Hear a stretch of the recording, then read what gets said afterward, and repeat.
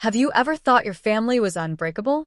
That no matter the arguments, the scars, or the silent dinners, blood would always hold you together? I thought that too, until the night is single, whispered confession cracked us apart, and the woman I loved most in the world became a stranger in my eyes. My name's Omar. I was 34 when my family shattered. Not in some dramatic car crash or public scandal. The collapse was quieter, more personal. The kind of destruction that happens behind closed doors, where no one sees the pieces falling until it's too late. I met Ariba when we were both 25. She was beautiful in a quiet, graceful way, not loud or flashy like the girls I used to chase in college. Her eyes carried this softness, but her words? Sharp as glass when she wanted them to be. She was smart, ambitious, and had this warmth that made people want to be near her. We married after 2 years of dating, against some of my family's hesitations. See, my father, Imran, never really approved. He hid it well in front of guests, but I could feel it, the subtle comments, the veiled criticism. To him, Ariba wasn't traditional enough. She had opinions. She worked. She spoke her mind at family gatherings. It grated on him, an old-school patriarch who believed a woman's place was behind her husband, not beside him. But life went on.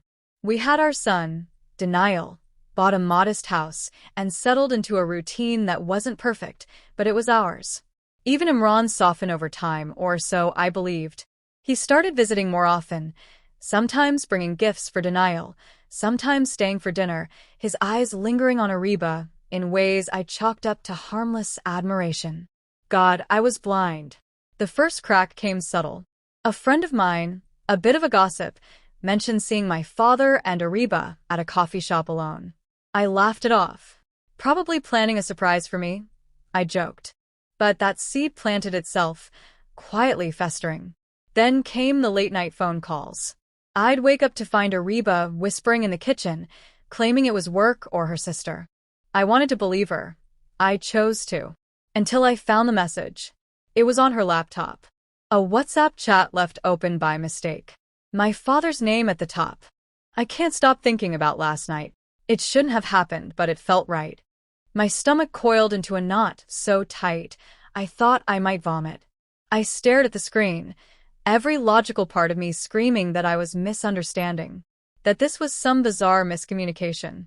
But deep down, I knew. I confronted her that night. My hands trembled, voice cracking like a boy's. Ariba, what the hell is this? Her eyes widened, darting to the screen.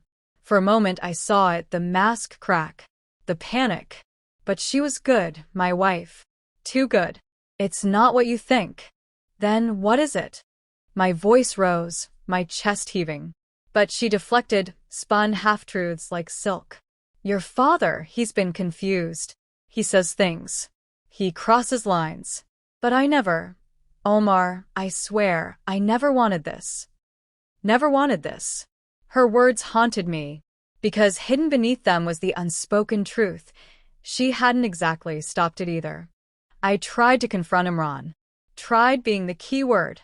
He was cool, smug even, sipping tea like this was all some childish overreaction. You've always been so emotional, son, he mused, barely looking up from his cup. Ariba's a beautiful woman. Any man would admire her.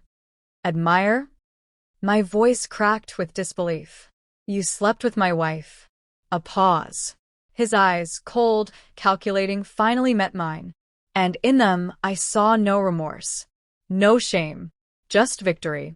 You never really deserved her, you know, he said quietly. She needs a real man. Not whatever weak little thing you turned out to be.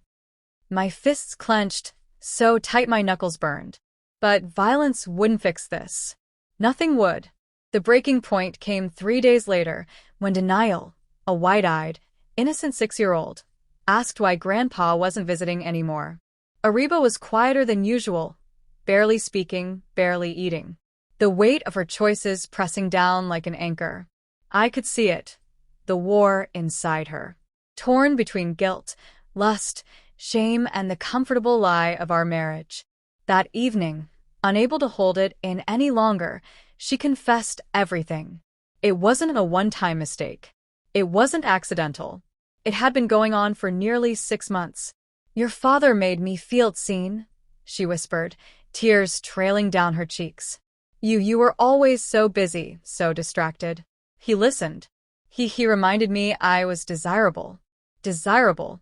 That word tasted like ash in my mouth. And you slept with him? I spat, voice low, shaking with restrained rage. She didn't deny it. The walls caved in around me. The home we built, the memories we shared, the child we raised, it all felt tainted. Betrayed not by one, but by both of them. My wife. My father. There are betrayals that sting. And then there are betrayals that fundamentally rewire your understanding of love, loyalty, and family. This was the latter. The divorce was inevitable. Messy, public, humiliating. My mother, who'd passed years before, was the only parent I had left in spirit. The man who shared my blood? Dead to me. Ariba moved out. Denial stayed with me mostly, though co-parenting remained a bitter battlefield littered with resentment and quiet tears. And Imran? He tried to maintain his facade, tried to salvage his reputation, spinning half-truths to relatives, painting me as an unstable, jealous son. But people talk. Secrets rot in the dark, but they always surface. The family collapsed in slow motion. Relationships fractured. Cousins took sides. Eid dinners became ghost towns. Once tight bonds dissolved under the acidic drip of betrayal. Years later, I still ask myself, could I have seen it coming? Should I have questioned the lingering glances, the late-night whispers, the coffee shop meetings? Maybe. But love has this cruel way of blinding us to the most obvious cracks. Today, I'm rebuilding my life, my heart, my definition of family. It's lonelier, quieter, but it's honest. If there's one thing I've learned, blood may tie us together. But trust? Trust is what holds the pieces in place. And once that's gone, there's nothing left but the rubble.